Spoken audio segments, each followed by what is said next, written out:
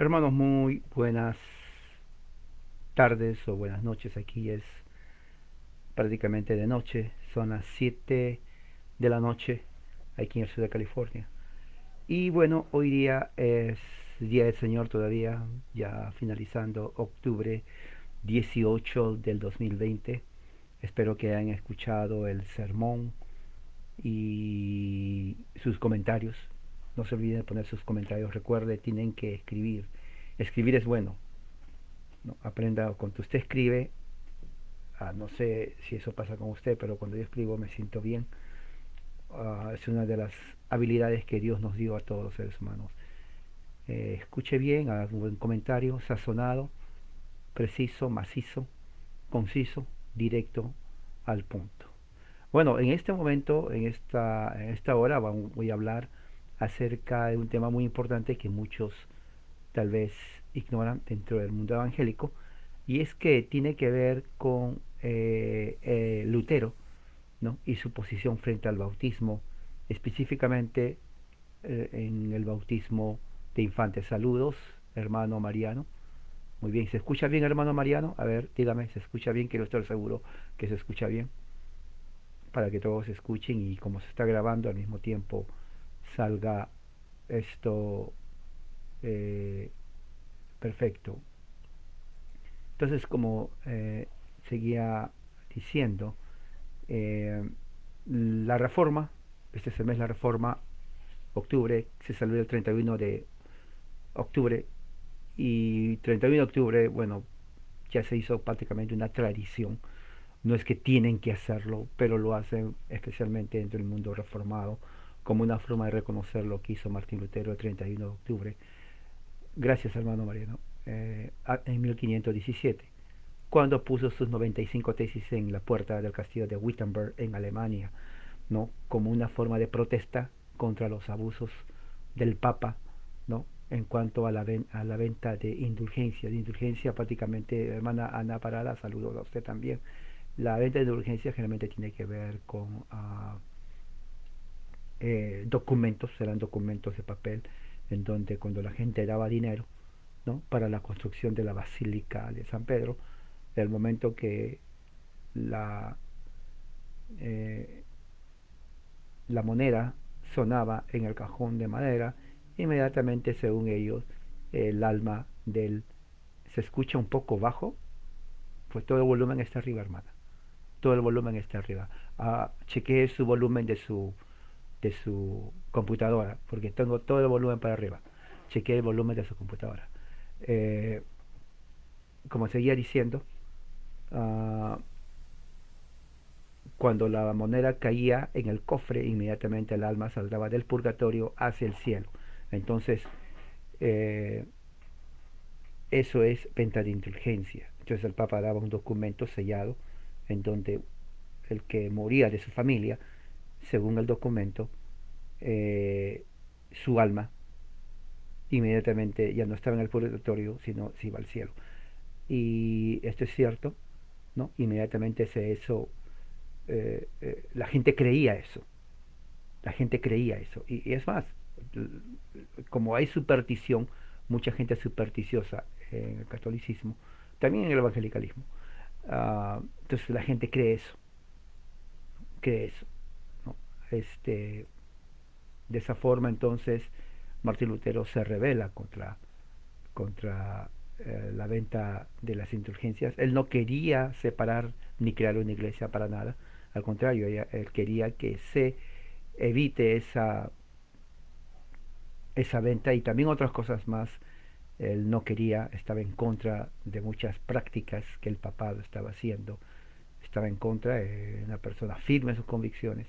Entonces él quería que la iglesia de Cristo, ¿no?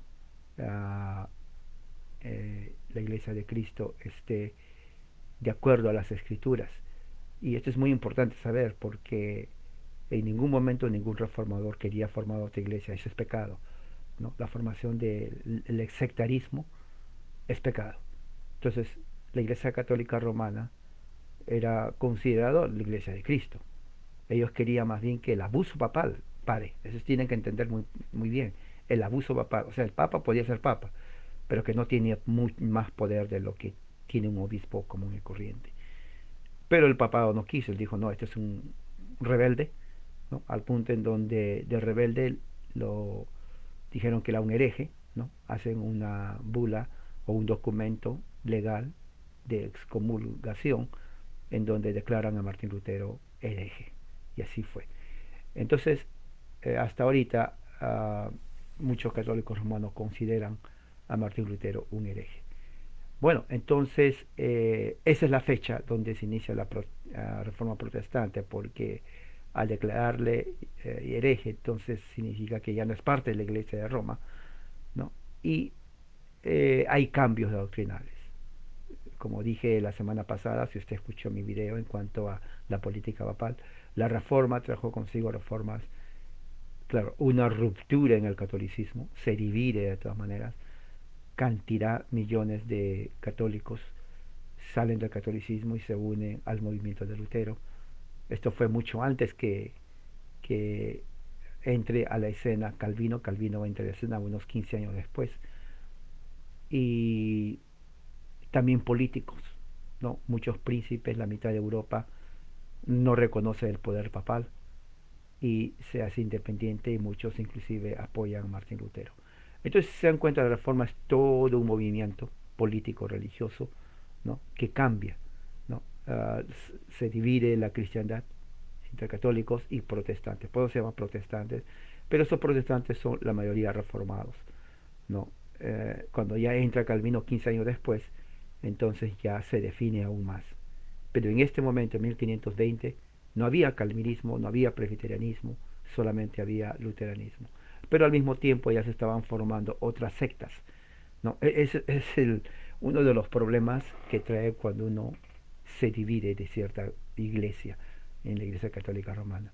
Porque por más de que las prácticas como señala Lutero, muchas de esas prácticas sean totalmente antiescriturales, trae como consecuencia división, ¿no? Y la división es, bueno, en cuanto a da lugar a que formen otros grupos sectarios como los anabautistas.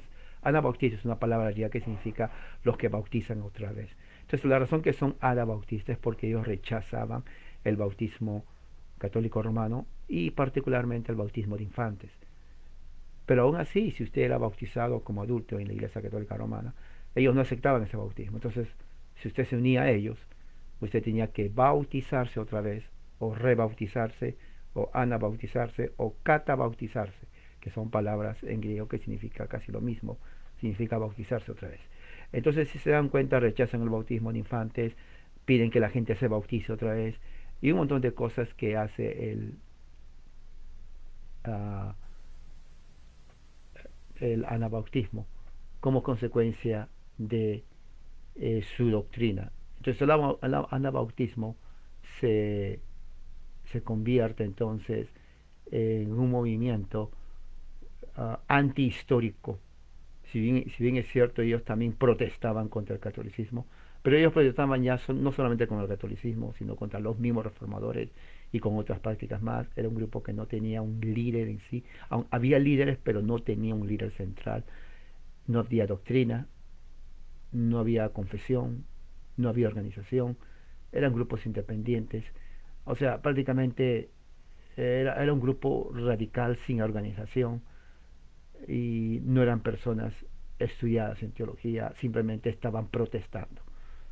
¿Okay? O sea, era un grupo variado, ¿no? Cualquiera podía ser anabautista. Si usted estaba enojado, en rebeldía, usted se puede decir soy anabautista porque no creo en nada, ¿no? Y eso, y eso. Y, y hasta cierto punto eran violentos. Uh, bueno, hoy día, cuando dentro del evangelicalismo, el evangelicalismo nace en Estados Unidos, se forma para 1940. 1930-40 se forma el evangelicalismo. Menos de 100 años. Menos de 100 años. Es nuevo, ¿no? Es nuevo prácticamente. Ellos también dicen y ponen en Facebook, puede decir, puede ver usted, se forma de Lutero, la reforma. Pero ellos no son reformados. Evangelicalismo no nace de la reforma. Eso nace en los Estados Unidos. Ellos no protestan contra nadie, al contrario, ellos son un grupo pietista que, diríamos, al no nacer la reforma, nace en Estados Unidos, su contexto es totalmente diferente, ni cerca. No tienen base histórica ni escritural en cuanto a lo que muchas veces creen. Tienen por ahí algo parecido, nace más bien de una experiencia muy pietista, personal, individualizada. El evangelicalismo es individual, personal, muy pietista, ¿no? Ellos son los que dicen mucho la conversión, la experiencia personal, ¿no? Charles Finney lo define, él pone dentro de este movimiento evangélico en los Estados Unidos la decisión de fe, levantar las manos, un montón de cosas, que es lo que es evangelicalismo en realidad. Entonces, si se dan cuenta, no nace de una protesta contra nadie, simplemente ellos quieren ser más entrados, diríamos, a las emociones. De ahí eso viene siendo una precu, uh, precursores del pentecostalismo ya en 1910 en adelante en los Estados Unidos. Entonces, eso es. Entonces, cuando veo de que celebran, no, muchos de ellos la Reforma, Lutero, algunos, yo me pongo a pensar y digo, pero ¿por qué celebran? Lutero creyó muchas cosas que ellos rechazan. Y una de las cosas que ellos rechazan, evangelicalismo, es el bautismo de infantes. Bueno, Lutero creía eso. El evangelicalismo no es reforma, es un movimiento norteamericano. Entonces, yo digo, ¿por qué celebran a Lutero cuando Lutero enseñó algo totalmente diferente a lo que ellos creen y practican, especialmente el bautismo de infantes? Entonces, el tema de ahora es que quiero hablar de eso, qué es lo que creía Lutero en cuanto al bautismo de infantes, para que se den cuenta y sepan que, bueno, si el que quiere celebrar que lo haga, cada uno es libre de hacer, pero que sepa por qué lo hace, ¿me entiende? Y Lutero no tiene nada que ver, ni siquiera en la Santa Cena cree igual que el evangélico, porque Lutero está más cerca al catolicismo en la Santa Cena, inclusive en el bautismo, que al evangelicalismo. Recuerda, el evangelicalismo es más un movimiento popular, no es religión, es un movimiento de muchas iglesitas, por eso dije sectas, porque son sectas en verdad, iglesias así diferentes, que en vez de que se unan, que hagan una iglesia, digamos, como la Iglesia Católica Romana, es universal en el sentido global. No, cada uno hace su propia iglesia.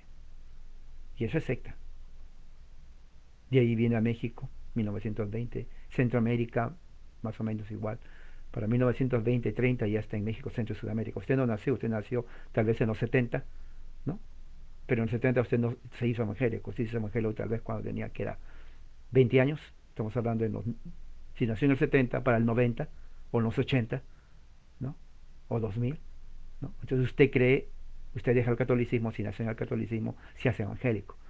Pero usted sabía que está usted saliéndose de una iglesia histórica, tal vez con errores, como el catolicismo, entrando a sectas evangélicas. ¿Sabía usted eso?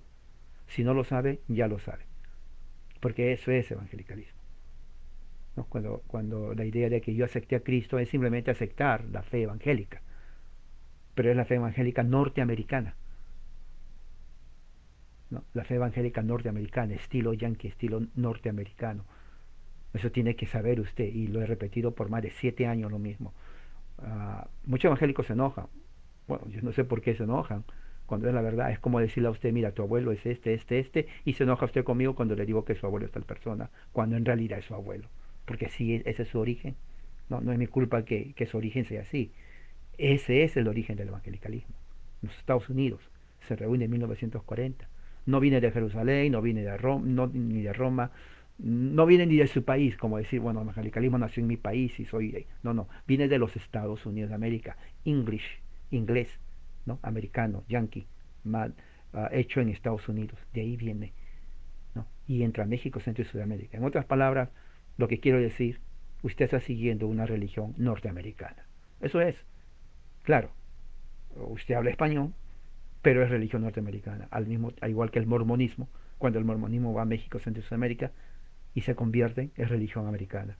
Igual que los testigos de Jehová, cuando los testigos de Jehová entran a México, Centro y Sudamérica y la gente se convierte, de religión americana. Usted dígale a su vecino, yo he dicho cuando hablo con hispanos, inclusive aquí en California, le digo, ¿qué eres tu testigo? O sea, tú sigues una religión norteamericana.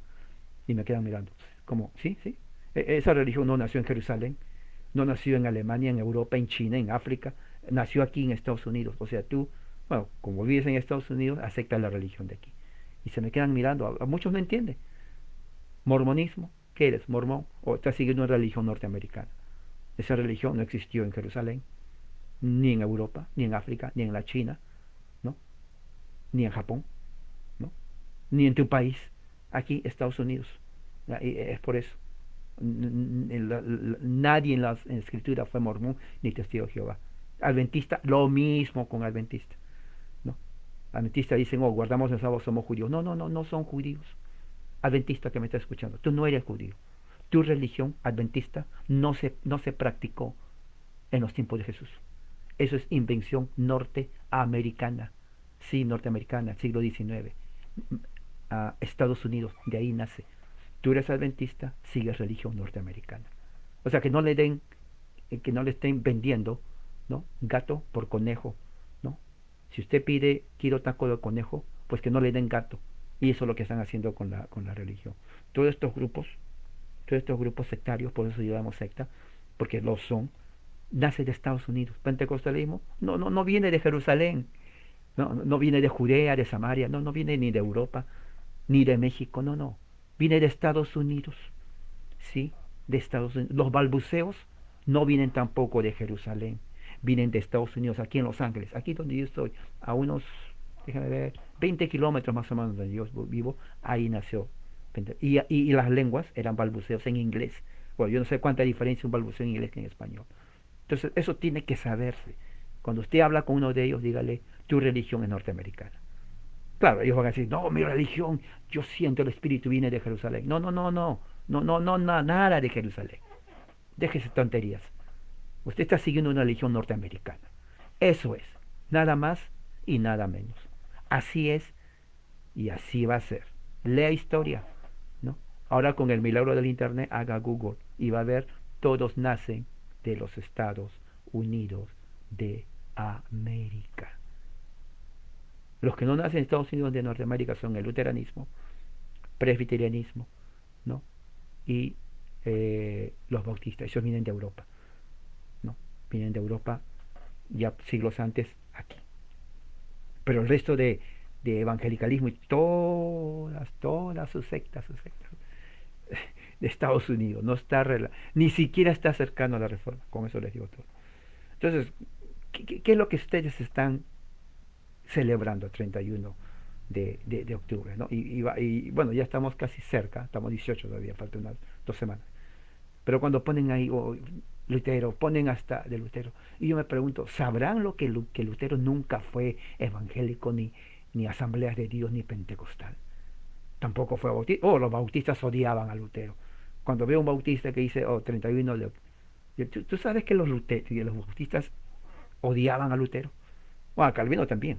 En otras palabras, ningún bautista se consideraba reformado ni protestante. Sí, así es. El bautista no era reformado ni protestante. Nació en esa época el movimiento, pero no eran parte de la reforma. No eran parte de la reforma, no eran parte de, ah, ah, del movimiento protestante. Muy bien, entonces déjenme leer lo que Lutero escribió del bautismo de infantes, ¿no? Déjenme leer lo que escribió en su...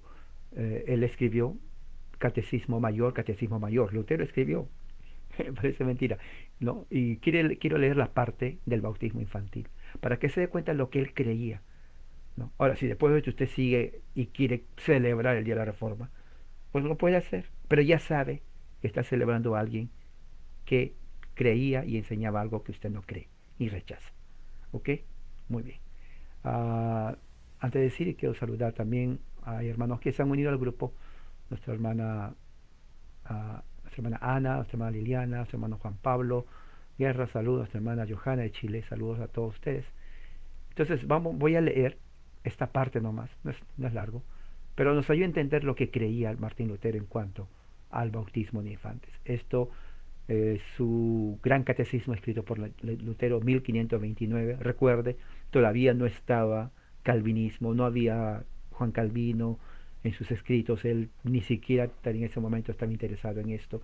No había nada, solamente el luteranismo, Lutero, en ese momento. Ya habían pasado casi más de 10 años que él ya fue excomulgado. Cuando escribe, él ya fue excomulgado. Y escribe en su Catecismo Mayor, 1529, sobre el bautismo. Y esto es lo que dice. Ahora, cuando Martín Lutero dice eso, yo quiero que sepan, está respondiendo a los anabautistas que ya existían en ese tiempo, que criticaban a Martín Lutero. Para los anabautistas, ¿no?, de ese entonces, la reforma no era suficiente, peor el catolicismo, y como Martín Lutero y los reformadores y el catolicismo bautizan niños, para ellos el bautismo de niños era inválido. Entonces Martín Lutero responde eso, responde y hace la diferencia con el catolicismo y dice por qué el bautismo de infantes es bíblico y es válido. Y aquí está, lo voy a leer, ¿ok? Présteme atención. Dice así: aquí surge una pregunta por la cual el diablo, a través de sus sectas, cuando dice secta está hablando de los anabautistas, confunde al mundo, a saber, del bautismo infantil. Ellos se preguntan si los niños también creen y son justamente bautizados, porque eso era la objeción bautista. Decía, como los niños no tienen fe, no pueden ser bautizados. Respecto a esto decimos brevemente, dejemos que los simples descarten esta pregunta de sus mentes y la remitan a los eruditos o teólogos. Pero si usted desea responder, responda así. O sea, Lutero está enseñando cómo responder a aquellos que dicen que no hay que bautizar a los niños. El bautismo de infantes agrada a Cristo y está suficientemente probado en su propia obra, es decir, que Dios santifica a muchos de los que han sido bautizados de esta manera y les ha dado el Espíritu Santo, y que aún hay muchos hoy en día en quienes percibimos que tienen el Espíritu Santo, tanto por su doctrina como por su vida. Como también nos es dado por la gracia de Dios que podemos explicar las Escrituras y llegar al conocimiento de Cristo, lo cual es imposible sin el Espíritu Santo. Pero si Dios nos aceptara si Dios no aceptara el bautismo de infantes, entonces Él no nos daría el Espíritu Santo, ni ninguno de sus dones a ninguno de ellos. En resumen, durante este largo tiempo hasta hoy en día, ningún hombre en la tierra podría haber sido cristiano. Ahora, dado que Dios mismo confirma el bautismo por los dones de su Espíritu Santo, como es claramente perceptible en algunos de los padres de la Iglesia, como San Bernardo, Gerson, Juan Hus y otros, que fueron bautizados en la infancia, y dado que la Santa Iglesia cristiana no puede perecer hasta el fin del mundo, deben reconocer que ese bautismo infantil agrada a Dios, es lo que dice Lutero, porque nunca puede oponerse a sí mismo, ni apoyar la falsedad y la maldad, ni impartir su gracia y su espíritu para promoverlas. De hecho, esta es la mejor y más sólida prueba para que los ingenuos y los ignorantes, porque no nos quitarán ni derrocarán este artículo. Creo en una santa iglesia cristiana, la comunión de los santos. Ese es el credo de los apóstoles. Recuerde, Lutero está contestando a los anabautistas que rechazaban inclusive el credo de los apóstoles. Ellos, el anabautismo fue una secta que apareció en ese mismo momento, rechazó todo lo que era el cristianismo. Fue la primera secta, diríamos, de ese entonces que se equipara a igual a los mormones y testigos de Jehová, y adventistas también, e inclusive algunos grupos pentecostales también. O sea, ellos criticaban cuando se decía creo en una santa iglesia cristiana, la comunión de los santos. Además, decimos que no nos preocupa tanto saber si la persona bautizada cree o no, porque por esa razón el bautismo no pierde su validez, pero todo depende de la palabra y el mandato de Dios. O sea, para Lutero, el bautizar a infantes no significa que el infante tiene que creer, sino el bautismo de infantes se sustenta en dos cosas. Uno, en la palabra de Dios, y dos, en el mandato de Dios. ¿Ok? Acuérdense de eso. Palabra de Dios, mandato de Dios. Esto ahora es quizás algo agudo, pero se basa enteramente en lo que he dicho, que el bautismo no es más que agua y la palabra de Dios en medio de ella y con lo demás, es decir, cuando la palabra se agrega al agua, el bautismo es válido. O sea, si se moja al niño sin la palabra de Dios, bueno, lo que hiciste es mojar al niño, bañarlo si es posible, igual que a un adulto es más. Pero cuando se usa el agua, y al usar el agua se usa la palabra de Dios, entonces ya no es solamente mojar al niño, sino es el bautismo. Eso es lo que está diciendo Lutero. ¿No? Uh, incluso dice Lutero, eso es válido aunque falte la fe. Quiere decir, aunque el niño no crea, el bautismo es válido cuando está la palabra de Dios. Porque mi fe no hace el bautismo. Eso es lo que dice Lutero. Escuche bien, mi fe no hace el bautismo. Al contrario, mi fe recibe el bautismo. Ahora bien, el bautismo no se invalida aunque se reciba o se emplee incorrectamente, ya que no está ligado a nuestra fe, sino a la palabra. ¿Entiende? O sea, la validez del bautismo no implica en que si tú tienes la correcta fe. La validez del bautismo está o es válida por la palabra de Dios, que es diferente. Porque aunque un judío llegue hoy deshonestamente y con malos propósitos y lo bauticemos con toda buena fe, debemos decir que su bautismo es genuino, porque aquí está el agua junto con la palabra de Dios, aunque no lo reciba como debiera, así como los que van indignamente al sacramento de la Santa Cena y reciben el verdadero sacramento, aunque no crean. Entonces, lo que está diciendo Lutero aquí, que mientras el sacramento de la Santa Cena, pan y vino, mientras el sacramento del bautismo se haga con la palabra, es válido.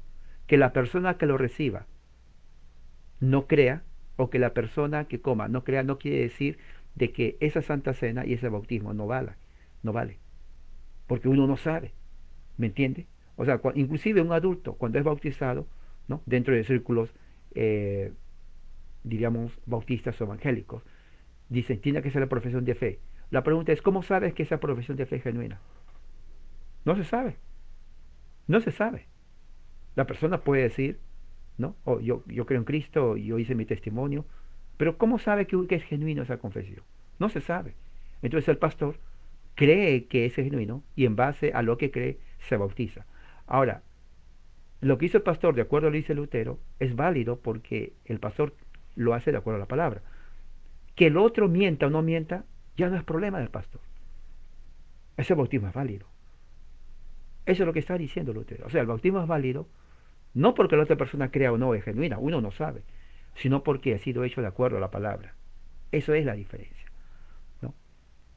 A veces la objeción de los sectarios, o sea, los anabautistas, es vana, porque, como hemos dicho, aunque los infantes no crean, lo cual sin embargo no es el caso, sin embargo su bautismo, como se muestra ahora, sería válido. Nadie debería rebautizarlos, ¿ya ves? Eso es lo que hacían los anabautistas.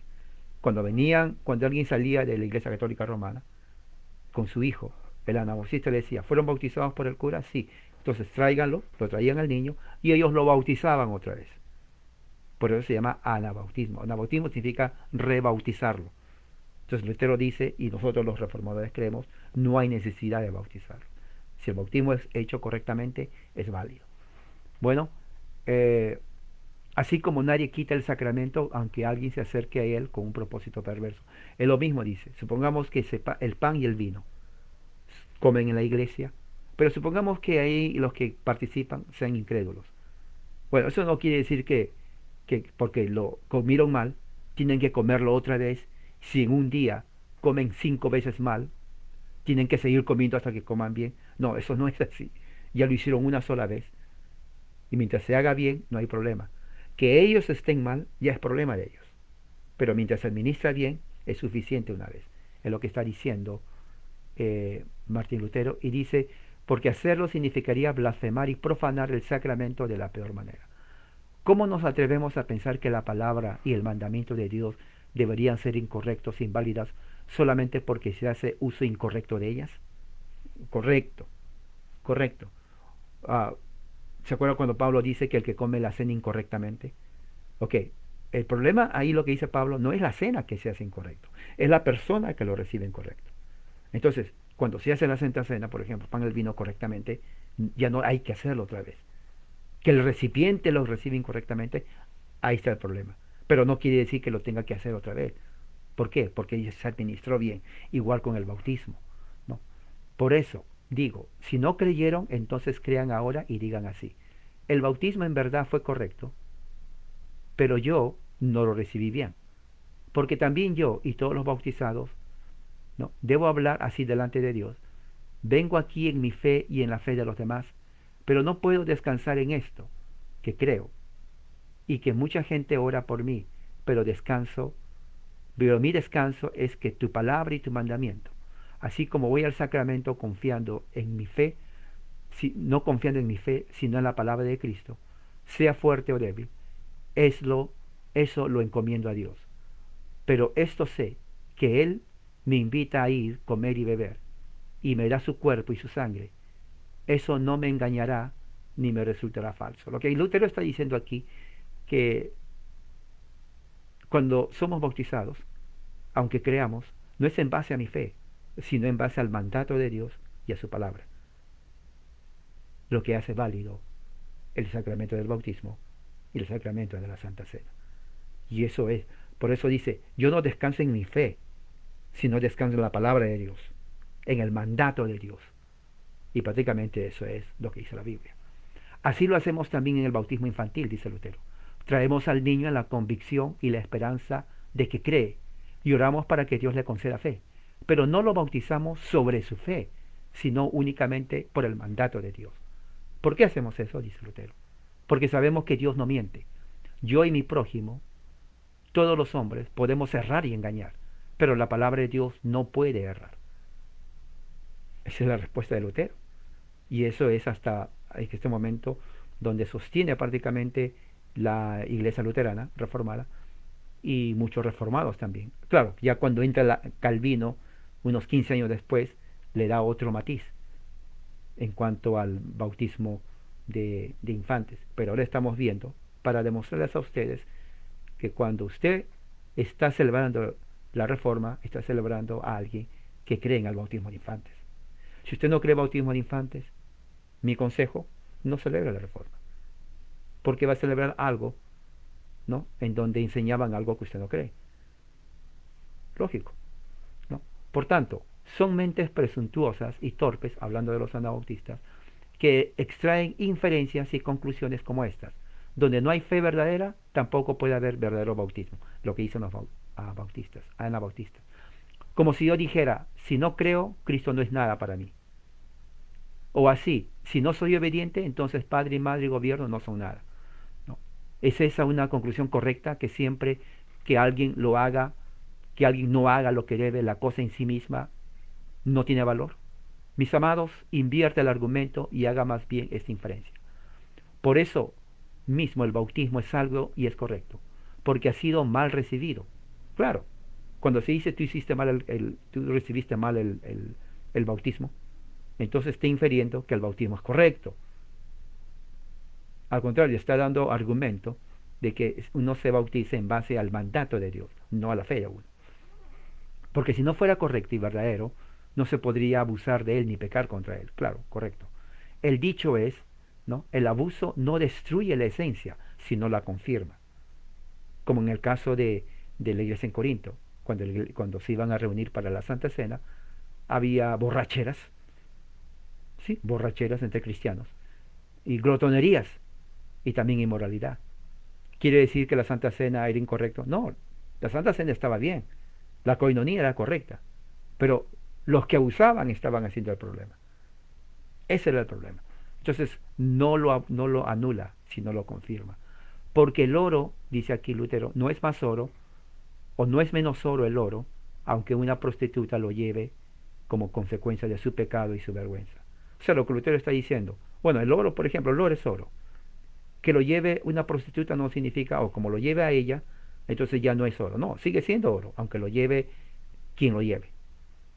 Por tanto, decidamos que el bautismo, ¿no?, permanece como siempre verdadero, conserva toda su esencia, aunque una sola persona debe ser bautizada y no crea de verdad.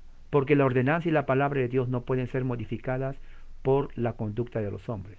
Pero esta gente, los fanáticos, hablando de los anabautistas, están tan ciegos que no ven la palabra y el mandato de Dios y miran al bautismo y a los magistrados solo como ven el agua en el arroyo, en las tinajas como cualquier otro hombre, y debido a que no ven fe ni obediencia, concluyen que deben ser considerados inválidos.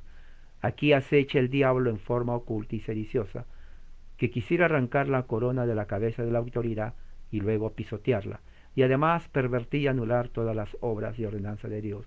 Por tanto, debemos estar atentos y bien armados, y no dejarnos dirigir ni apartarnos de la palabra, para no considerar el bautismo como un simple signo vacío, como sueñan los fanáticos. Por último, también debemos saber lo que significa el bautismo y por qué Dios ha ordenado tal señal externa y la ceremonia para el sacramento por el cual somos recibidos por primera vez en la iglesia cristiana. Pues el acto o ceremonia es este, que somos hundidos en el agua, que pasa sobre nosotros, y luego somos sacados de nuevo. Estas dos partes que se sumergen bajo el agua y se sacan de nuevo significan el poder y la operación del bautismo, que no es otra cosa que dar muerte al hombre viejo, al viejo Adán, y después de eso la resurrección del nuevo hombre, los cuales deben llevarse a cabo en nosotros en toda nuestra vida. De modo que una vida verdaderamente cristiana es un bautismo diario. Una vez comenzado, sigue para siempre.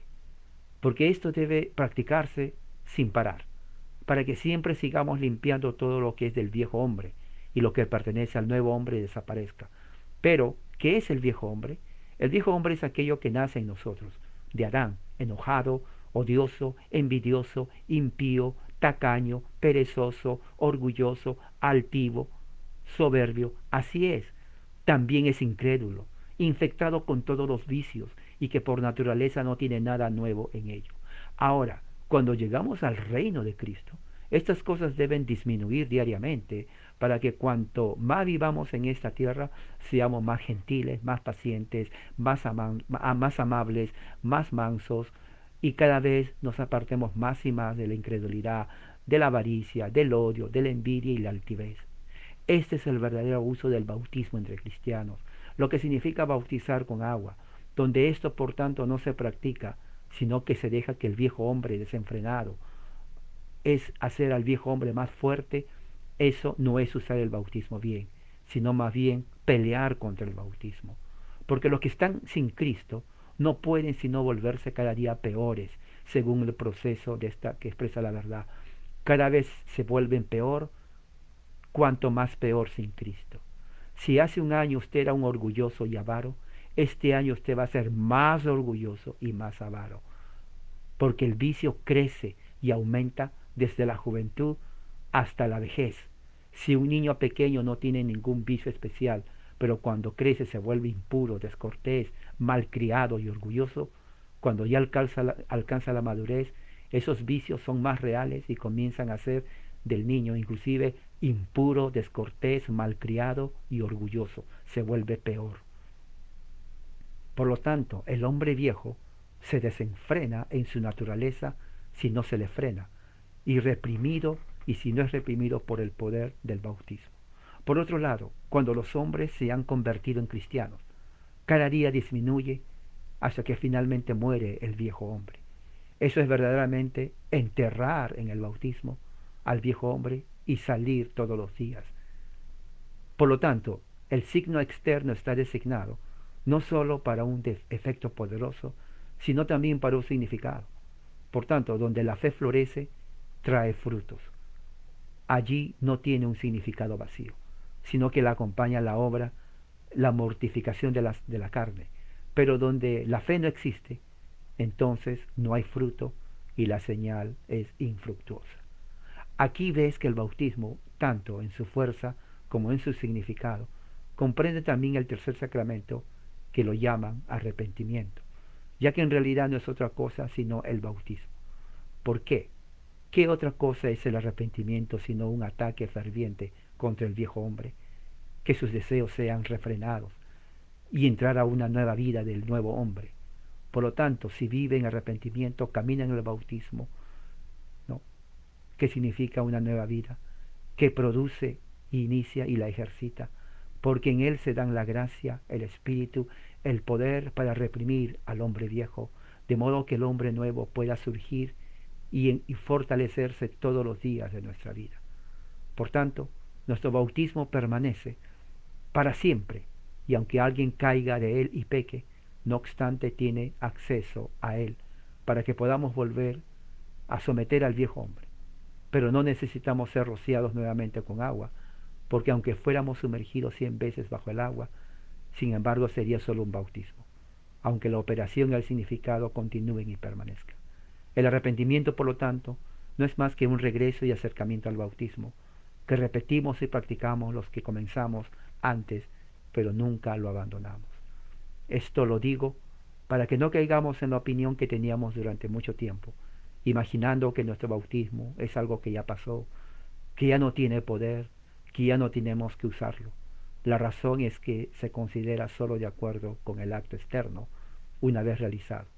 Y esto surgió del hecho de que el santo Jerónimo escribió que el arrepentimiento es el segundo tablón por el cual debemos nadar hacia adelante y cruzar antes que se rompa, sobre el cual pisamos y somos llevados al otro lado de la vida cuando entramos a la vida cristiana. Por lo tanto, el uso del bautismo ha sido abolido para que ya no nos beneficie. Sin embargo, la afirmación no es correcta. En todo caso, no se entiende correctamente. El barco nunca se rompe solamente porque nos salimos del barco. Sin embargo, si alguien cae, se tiene que agarrar de él, aferrarse a él hasta que vuelva a entrar al barco y viva. Eso es la vida cristiana. Por tanto, así aparece lo grandioso y excelente que es el bautismo, que nos libera de las fauces del diablo y nos hace propias de Dios, suprime y quita el pecado y luego fortalece cada día más al nuevo hombre en Cristo. Y es y permanece siempre eficaz hasta que pasemos de este estado de miseria hasta la gloria eterna en Jesucristo. Por eso, cada uno considere su bautismo como un vestido diario espiritual en el que debe caminar constantemente para que pueda encontrarse siempre en la fe y sus frutos, para que pueda reprimir y destruir al hombre viejo y crecer en el hombre nuevo en Cristo. Porque si queremos ser cristianos, debemos practicar la obra por la cual somos cristianos.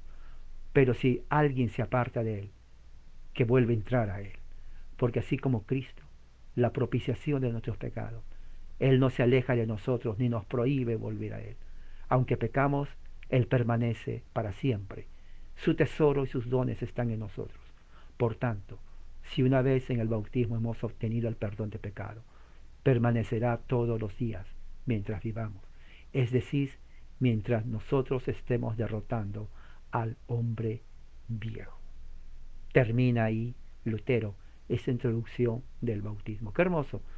Lo voy a poner en escrito para que lo lean, tengan ustedes acceso. Y realmente esto es lo que Lutero básicamente enseñó del bautismo, ¿ok? De infantes. Cuando la Reforma trajo cambios en toda Europa y en todo el mundo. El fruto de la Reforma fueron Escocia y los Estados Unidos de América, políticamente hablando, y la educación. Tal vez la cosa negativa fueron las sectas que aparecieron después, pero el aspecto positivo es esto y mucho más. Así que piense eso usted. ¿Qué piensa, qué celebra usted en la Reforma? Y piense que la persona que inició todo esto, Martín Lutero, esto es lo que creía.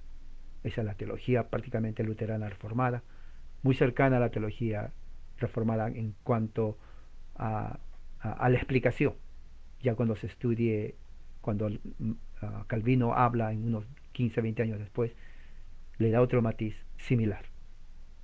Pero esto es para que sepan, ¿no?, los amigos evangélicos que quieran salvar. Martín Lutero, eso es lo que creía del bautismo de infantes.